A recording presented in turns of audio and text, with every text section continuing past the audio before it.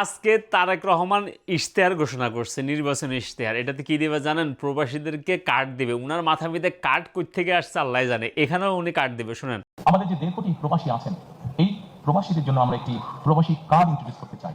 এই কার্ডটি তাকে ব্যাংকিং ফ্যাসিলিটি দিবে এবং এই কার্ডটির মধ্যে তার সব রকম ডিটেইলস থাকবে। যখন উনি ফিরে আসবেন, এই কার্ডটির মাধ্যমে উনি কি কি কাজ করছেন সেটার উপরে ভিত্তি করে যাতে তাকে আমরা একটা দেশে সুন্দর পরিবেশের নিশ্চয়তা দিতে পারি।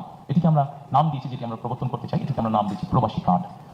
শুধু প্রবাসী কার্ড না, প্রবাসী কার্ডের পরে আপনারা যে বিদেশ থেকে টাকা পাঠান, এটার জন্য আপনাদেরকে প্রণোদনা দিবেন। প্রণোদনা তো মানুষ এখনই পাইতেছে। উনি যে আসলে বাংলাদেশের অবস্থা কি, প্রবাসীরা কি কি সুযোগ সুবিধা পায়, উনি এটাই জানান না। শুনেন, এর বাইরে আমরা প্রবাসীদের জন্য রেমিটেন্স প্রণোদনা দিতে চাই। বৈধ উপায়, রাষ্ট্রের যে উপায় আছে সেই উপায় যখন ওনারা টাকা পাঠাবেন সেটার উপরে আমরা তাদেরকে একটি প্রণোদনা দিতে চাই। একটি সার্টেন অ্যামাউন্টের বেশি হলে অবশ্যই তাদেরকে আমরা সেই প্রণোদনাটা দিতে চাই, যাতে করে তারা দেশে যখন ফিরে আসবে সেই প্রণোদনার পয়সাটা দিয়ে যাতে তারা তাদের কোনো একটি কাজে ব্যবহার করতে পারে।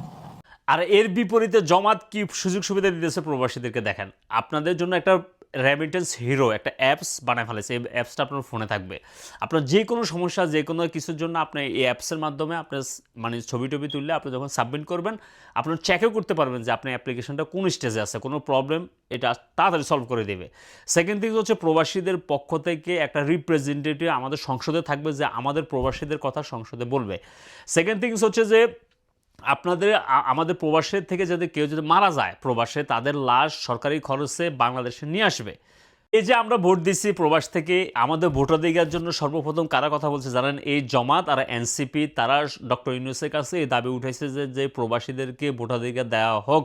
তাদের নেত্রী পাপিয়া এটার বিরোধিতা করছে। ইনশাল্লাহ প্রবাসী ভাইরা, আপনারা আর অল্প কয়েকদিন আছে বাংলাদেশে, আপনাদের ফ্যামিলিদেরকে, আত্মীয় স্বজনদেরকে সবাইকে বলেন যে এবার জামাতরে সংসদে পাঠান। ইনশাল্লাহ তারা আমাদের পক্ষে লড়বে।